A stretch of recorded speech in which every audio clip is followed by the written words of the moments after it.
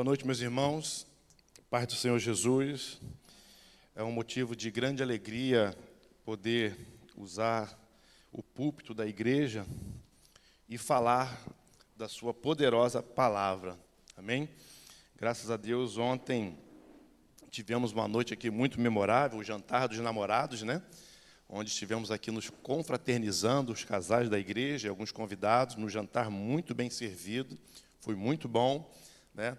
Hoje pela manhã estivemos aqui também no culto matutino, a escola bíblica dominical, e passando assim, né, o domingo na presença do Senhor, aprendendo da sua palavra, louvando o teu santo nome, e isso é muito bom para a sua igreja. Amém?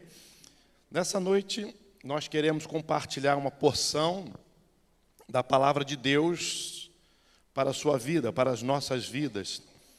E nós vamos ler um texto, apenas um versículo, no livro do profeta Isaías, capítulo 9, versículo 6. Hoje pela manhã, o nosso irmão Guilherme, né, seminarista e presbítero Guilherme, ele pregou também no livro do profeta Isaías, no capítulo 6. E agora, não combinamos, né, mas aprove ao Senhor nos inspirar a trazer uma palavra também no livro do profeta Isaías. E o texto diz o seguinte, seu versículo 6. Porque um menino nos nasceu, um filho se nos deu, o governo está sobre os seus ombros, e o seu nome será maravilhoso conselheiro, Deus forte, Pai da eternidade, príncipe da paz. Eu quero orar mais uma vez. Senhor, nosso Deus, nosso eterno Pai, que através do teu Espírito Santo, Senhor, tu possa falar aos nossos corações e que nossas mentes, a partir de agora, Senhor, já desde o início do culto, estamos voltados para Ti, Senhor. Mas que agora o nosso pensamento seja cativo ao poder, Senhor, ouvir a Tua voz através da Tua palavra, Senhor. Nos usa como instrumento, Senhor, mas fala diretamente ao coração da Tua igreja, para que eles sejam alimentados, ó Pai, por esse alimento que desce do céu, a saber, a Tua própria palavra, Senhor. Portanto, nos guie e nos oriente em nome do Teu Filho Jesus. Amém. Os irmãos podem até estranhar pregar Isaías 9, 6, né? Geralmente esse texto ele é pregado no Natal, para falar sobre o nascimento de Jesus. Mas a palavra do Senhor, ela é de toda proveitosa e a todo momento ela deve ser pregada. E, em especial, o texto do capítulo 9 do profeta Isaías, especialmente esse versículo 6, ele é tratado como dos mais belos prenúncios da vinda do nosso Salvador e Libertador, a saber, o ungido de Deus, o seu próprio Filho Jesus. O profeta Isaías, ele foi chamado para exercer o seu ministério aproximadamente 739 anos antes de Cristo, né? E a gente aprendeu hoje de manhã pelo relato do seminarista que foi quando morreu o rei Uzias. E o relato bíblico, ele não informa se antes disso Isaías já pregava publicamente. A mensagem do profeta Isaías mesclou tanto repreensões de anúncios e de maldições pela infidelidade do povo, também com um conforto e esperança pela restauração futura. Desse modo, o profeta Isaías pregou sobre a importância da fidelidade de Deus. Então, naquela época, o povo, embora, né, o reino estava ali dividido, mas eles estavam ali vivendo uma certa prosperidade. Mas o povo fazia aquilo que não agradava ao Senhor. E ali o profeta Isaías, ele é levantado para poder pregar, para poder anunciar aquilo que o Senhor estava intentando em seu coração, para poder ali, irmãos, até depois castigar o seu povo, mas também ele profetiza aquilo que haveria de vir de bom.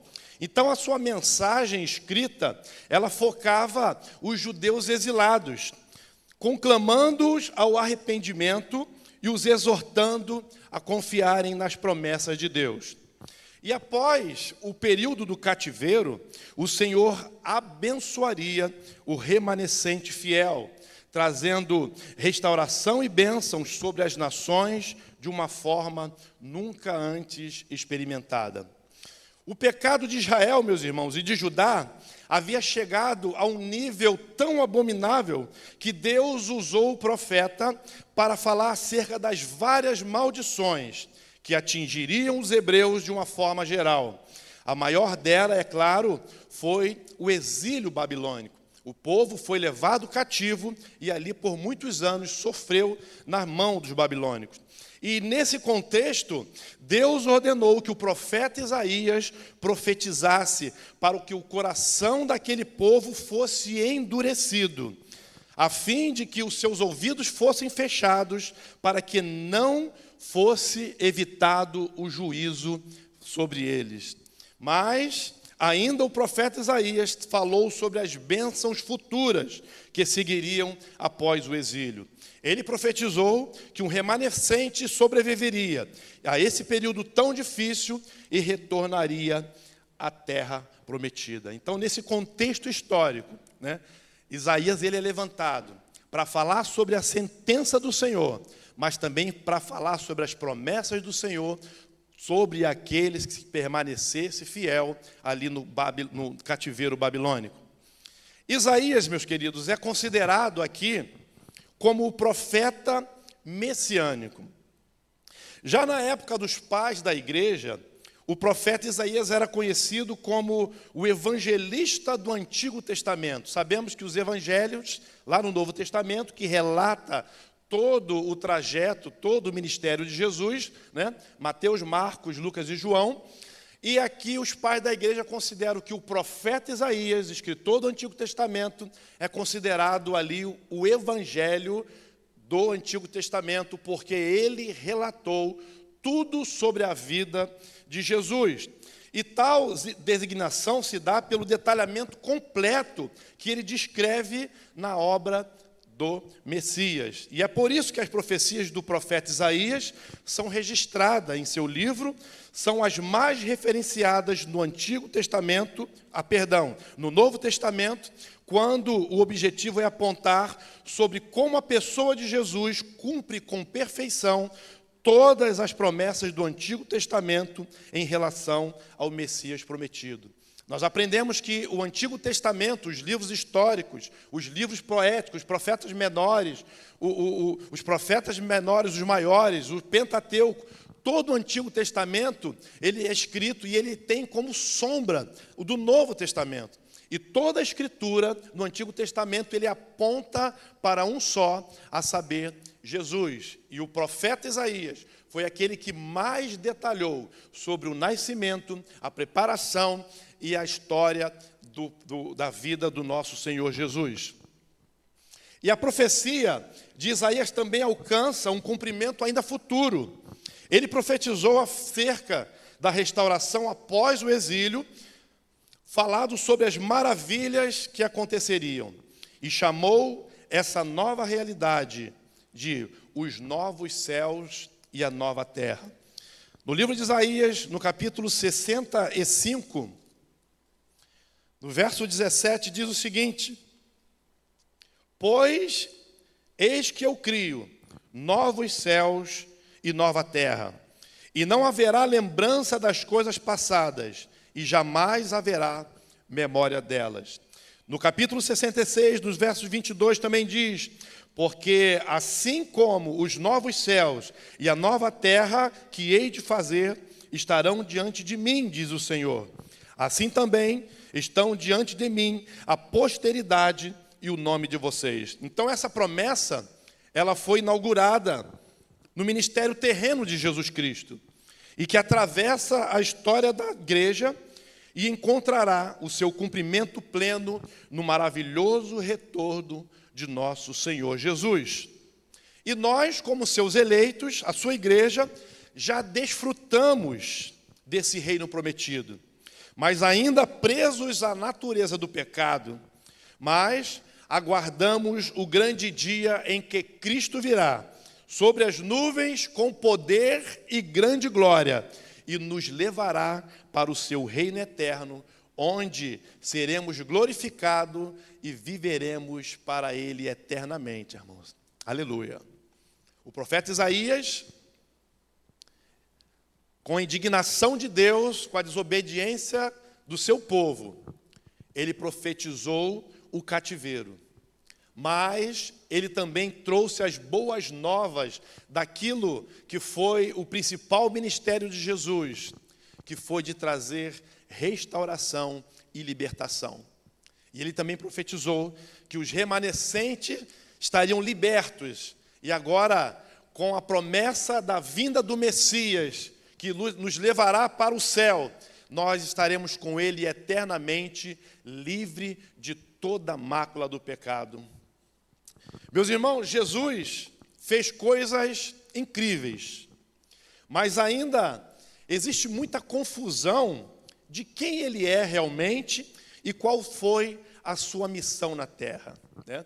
Para muitos, se você perguntar quem é Jesus, o que Jesus faz, muitos vão dizer que Jesus é aquele que cura. Muitos vão dizer que Jesus é aquele que dá prosperidade. Muitos vão dizer que Jesus é aquele que perdoa os pecados. Muitos vão dizer que Jesus é a solução para os seus problemas. Mas quem é Jesus? Qual foi a missão do enviado, o Filho de Deus, aqui na terra? Deus, ele fez seus planos conhecidos, mesmo antes de tudo isso acontecer. E ele revelou quem Jesus é e por que viria ao mundo, para que todos pudéssemos saber o que era a verdade a seu respeito. E muito antes de Jesus nascer, Isaías profetizou sobre ele. E ele diz no texto que lemos: e o seu nome será Maravilhoso Conselheiro, Deus Forte, Pai da Eternidade e o Príncipe da Paz. E nós vemos aqui, nesse texto, que Isaías descreve a vinda do Messias e qual seria a sua finalidade aqui na terra, diante daquele exílio babilônico em que as pessoas esperavam libertação. Naquela época, se perguntássemos, a quem vocês esperam? Eles diriam, esperamos aquele que há de nos libertar deste cativeiro babilônico. Mas Deus, na sua infinita misericórdia, na sua infinita grandiosidade, ele inspira e dá a palavra a Isaías. E ele não só profetiza a libertação dos cativos da Babilônia, mas ele profetiza também a vinda do Messias e a nossa eterna libertação, onde viveremos com ele num reino eterno. E Isaías ali inspirado, nós vemos que o livro de Isaías, irmãos, ele contém muitas poesias e muitas prosas ali, né? Se você lê o livro de Isaías, você vê que tem ali louvores de gratidão, exaltando ao Senhor. Muitas músicas são cantadas em cima de Isaías, né? Hoje mesmo pela manhã, aquele versículo maravilhoso do capítulo 6, né? Que os anjos estavam ali com 6 asas, né? 2 cobriam o rosto, né? 2, me ajuda, cobriam os pés, 2 cobriam o rosto, com 2 voavam, né?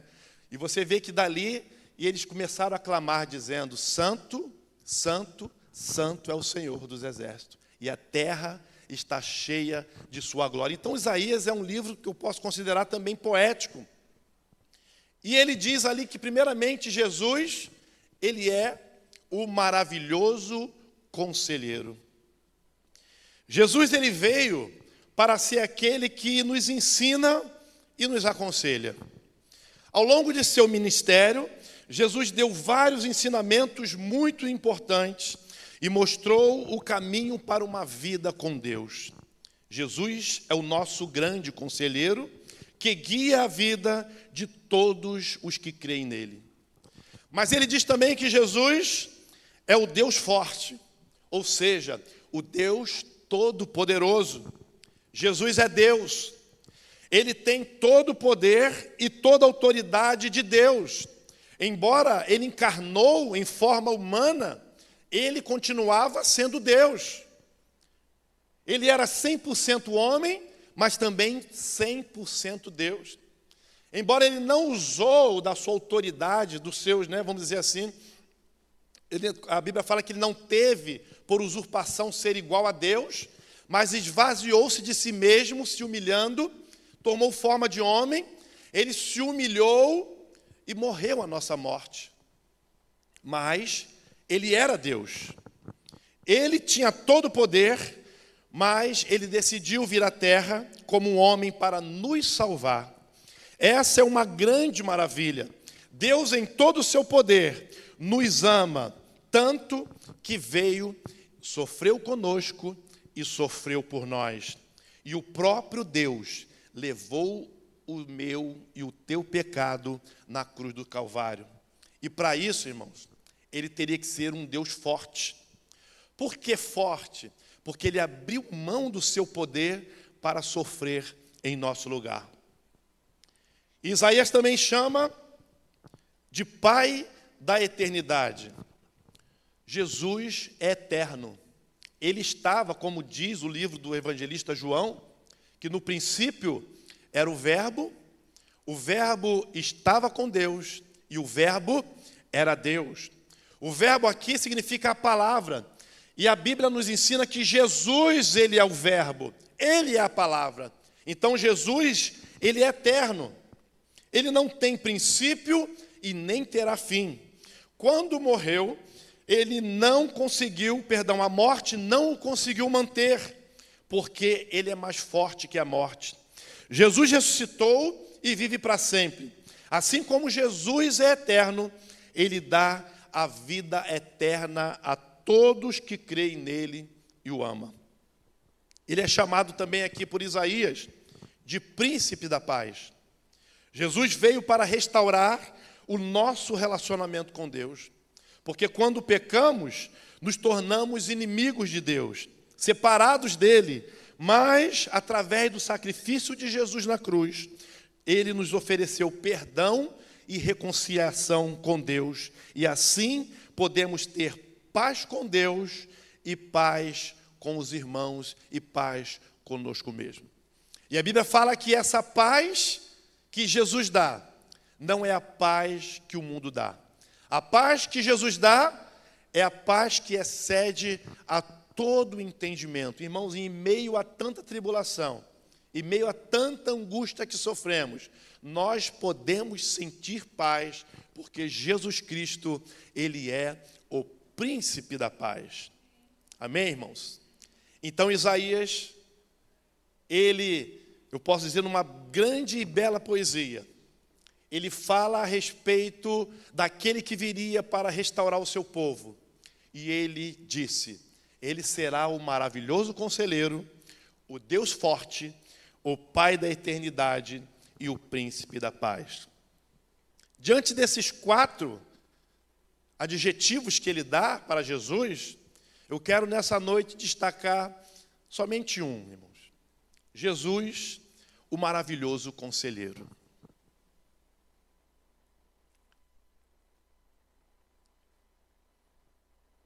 Quando nós temos que tomar alguma decisão em nossa vida, muitas vezes passamos por dilemas e somos tendenciosos a obter, a buscar opinião a respeito de nossas decisões. Isso acontece com todos nós. Algo que temos que decidir, algo que temos que fazer, alguma decisão a ser tomada, nós paramos e pensamos, o que fulano ou cicrano faria no meu lugar? E nós começamos a ouvir e observar decisões que muitos tomaram, e assim aprendemos com seus argumentos e avaliamos o que poderia ser melhor também para nós. Às vezes fazemos isso, irmãos. Quando temos que tomar decisões, e eu vejo para outras pessoas, o que é que ele fez? Vamos perguntar o que é que ele fez? E nós vamos até as pessoas e ouvimos dela e procuramos saber o que ela faz. Hoje, na modernidade, né, das redes sociais, crente, eu creio que não faz isso, irmãos. Mas muito na hora de tomar decisões, começam a buscar naqueles que são os seus influenciadores. O que ele faria? O que ele fez? E através daí você avalia e vê se aquilo também vai ser bom para você ou não. E muitas das vezes, nós tomamos decisões baseadas no que foi o melhor, ou seja, o mais conveniente, mas para uma outra pessoa. Mas aí surge a grande questão. Será que o exemplo que nós nos espelhamos reflete a vontade ou o conselho do nosso Senhor Jesus? Você já parou para pensar? Às vezes, no momento da aflição, nós procuramos pessoas. E às vezes a gente pede para que essas pessoas opinem sobre a nossa própria vida. E muitas das vezes nós seguimos por esse caminho. Mas será que esse também seria o caminho que o Senhor tomaria? Irmão, nós estamos aqui diante de um texto em que Isaías destaca não só Jesus como o conselheiro, mas o Jesus como o maravilhoso conselheiro. Eu quero destacar aqui um contexto histórico da época, que os reis ali de Israel, de Judá, era comum eles serem rodeados por conselheiros, pessoas sábias, pessoas entendidas sobre diversos assuntos, geralmente anciões que tinham muita experiência, e cercavam os reis para tomar as suas decisões.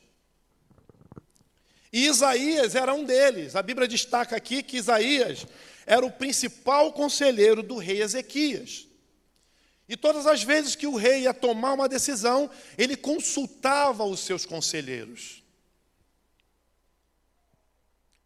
E Isaías descreve aqui, sabendo e conhecedor do próprio ofício que ele exercia, que Jesus, ele não era somente o conselheiro, que Jesus seria o maravilhoso conselheiro.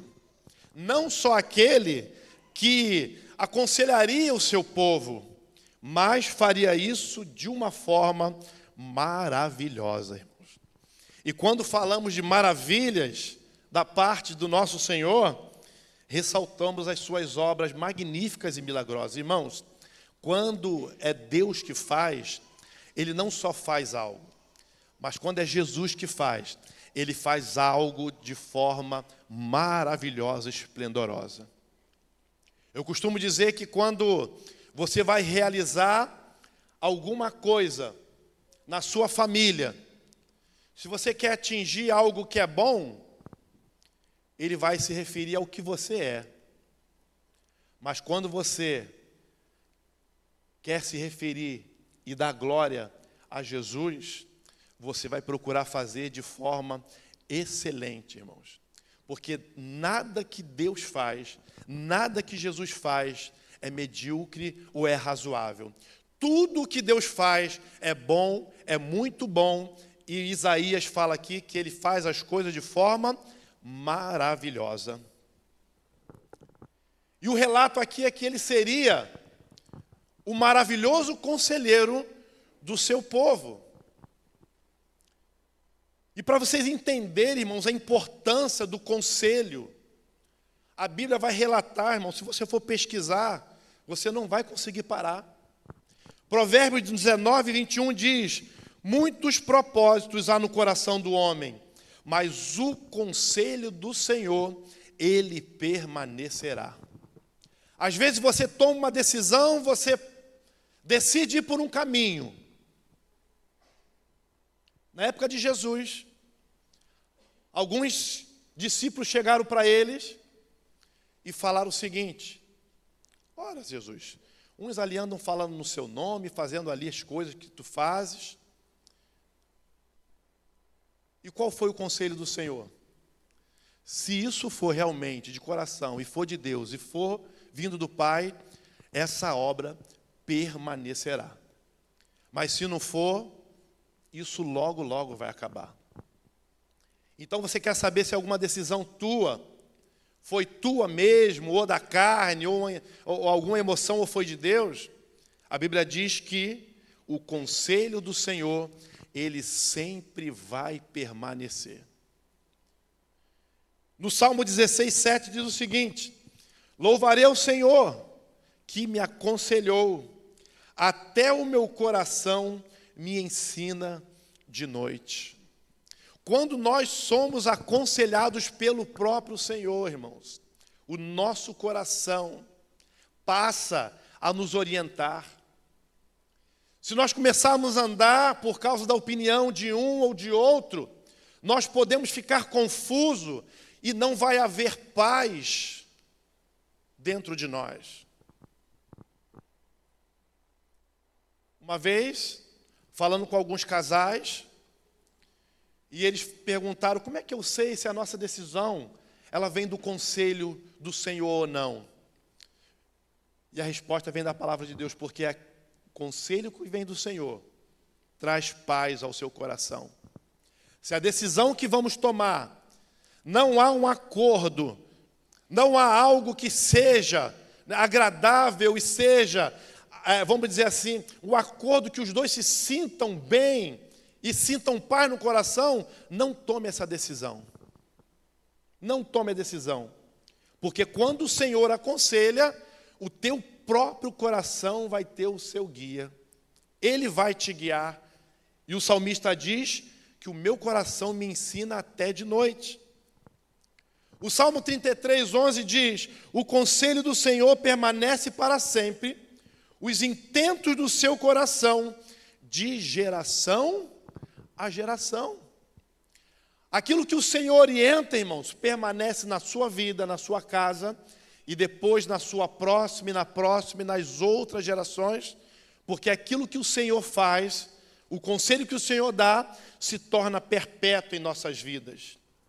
Então a palavra de Deus, ela está repleta de exemplos e de resultados, de ouvirmos e obedecermos os maravilhosos conselhos do Senhor.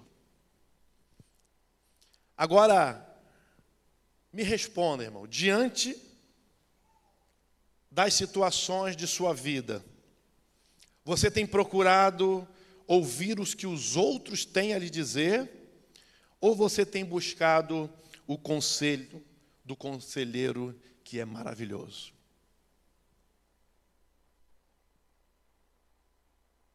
Quem temos mais ouvido? A sabedoria humana? Ou temos ficado com um maravilhoso conselheiro que é a sabedoria divina? Provérbios 28, 26 diz: quem confia em si mesmo é insensato, mas quem anda segundo a sabedoria não corre perigo. Então, quando nós estamos sendo aconselhados pelo maravilhoso conselheiro, nós temos, primeira coisa, segurança, irmãos. Segurança. Quantos de nós tomamos decisões em nossas vidas baseada no orgulho, baseada naquilo que nos instruíram, e nós não tomamos partidos com o Senhor, perguntando: Senhor, essa é a sua vontade? É dessa forma que tu queres nos aconselhar? Isaías, ele sabia disso das duas formas. Primeiro, que ele ouvia o Senhor. E segundo, que ele era um dos conselheiros do rei. E sabe por que o profeta Isaías tem crédito? Porque tudo aquilo que ele profetizou está se cumprindo.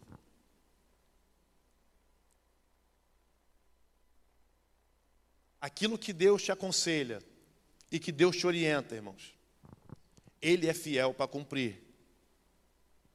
O problema de nós, que muitas das vezes nós ouvimos conselhos que não vêm do Senhor, e depois a gente chora e lamenta, reclamando até mesmo com Deus: Senhor, aquilo que tu me prometeu, tu me mandou fazer daquela maneira, quem disse que foi Deus realmente? E como eu sei, irmãos, porque eu quero destacar também aqui que o teu irmão, as pessoas são enviadas por Deus também para serem os conselheiros. Mas o que eu posso fazer, para saber se o conselho que o meu irmão, que o meu líder, né? Nós podemos ter amigos que nos aconselhem, devemos ter, irmãos, isso é muito bom. Mas como saber se o conselho dele vem realmente do Senhor? Examine a palavra do Senhor. Busque a sabedoria que vem do alto. Pergunte ao próprio Deus, que Ele pode confirmar isso no seu coração. Queridos, ao ouvir um conselho, você deve orar ao Senhor e perguntar: Senhor, esta realmente é a sua vontade? É isso que eu devo fazer? Mas o problema de nós, irmãos, que às vezes nós ficamos tão ansiosos em resolver as nossas questões, que a gente acha que a primeira coisa que ouvimos... Lembra aquela caixinha de promessa, irmão? A maioria das casas tinha isso, né? Aquela caixinha de promessa só tinha coisa boa. Não tinha para, não tinha desce, não tinha volte, só tinha avance, vai. Não era assim? E você queria uma resposta do Senhor sobre uma decisão, você vou tirar na caixinha de promessa. E geralmente o que saía ali era bom. Examine, irmãos.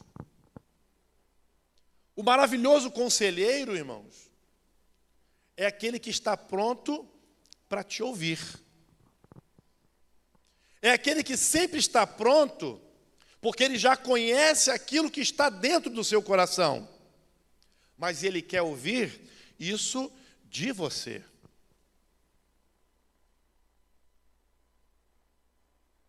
Mas muitos, ao invés de querer ouvir o Senhor, quer ouvir qualquer vento que se passe e tomar para si como se fosse algo de Deus. Irmãos, vamos examinar. E um perigo para nós, uma exortação, irmãos. Nós temos que ter muito cuidado com os conselhos que nós damos aos outros também.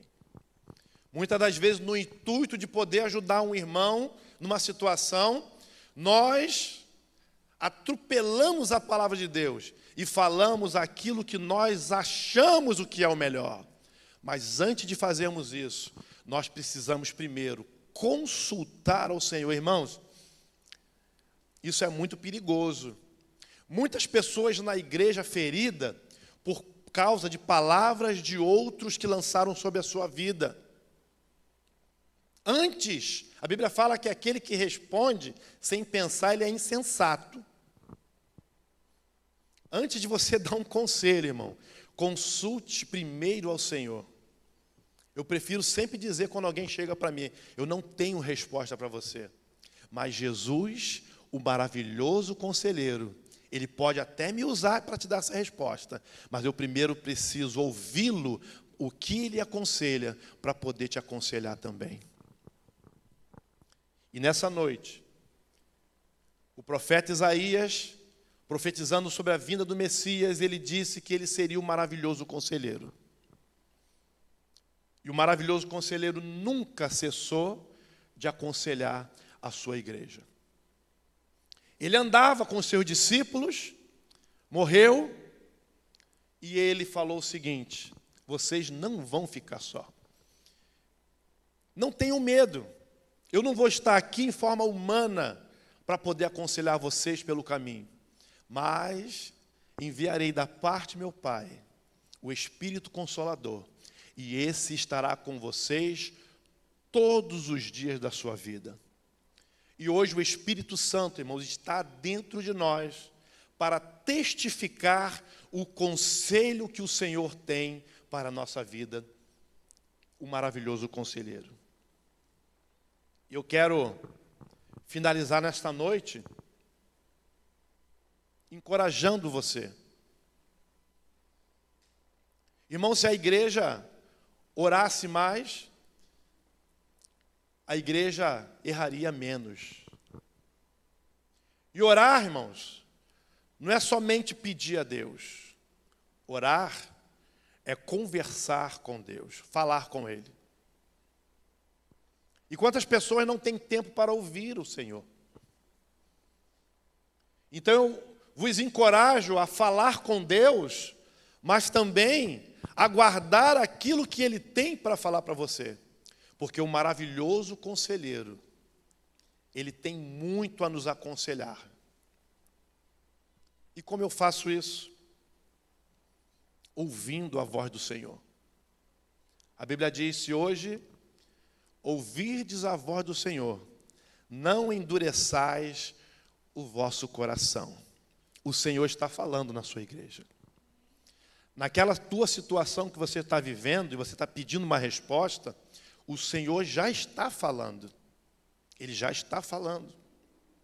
Aqui, no texto,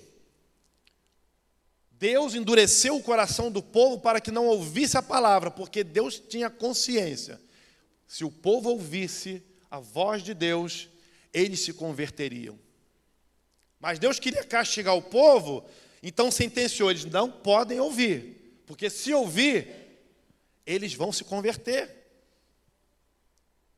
E hoje, irmãos, Deus não faz mais isso. Ele nos dá a liberdade de nos achegar a Ele a qualquer momento. E quando nós nos prostramos diante do Senhor em humilhação, dizendo: Senhor, fala comigo, Senhor. Fala-me através da Tua palavra. O Teu Espírito Santo que habita dentro de mim, Tu podes me aconselhar, Senhor. E aí você vai saber que é realmente o Senhor que está aconselhando a sua vida. Irmãos, para finalizar, Provérbios 16, 1 diz o seguinte: o coração do homem, ele pode fazer planos, mas a resposta certa dos lábios, ela sempre vem do Senhor. Então, deixe que o Senhor, irmãos, decida para você. Deixe que o Senhor decida por você. E fale com o Senhor: Senhor, eu quero receber os Teus conselhos, porque os Teus conselhos trará para mim vida e vida em abundância. Amém, irmãos? Que Deus possa abençoar a sua igreja e que Deus possa continuar, irmãos, nos aconselhando, e que nós, como filhos obedientes, possamos ouvir a sua voz e obedecê-lo para a glória do Teu nome. Amém.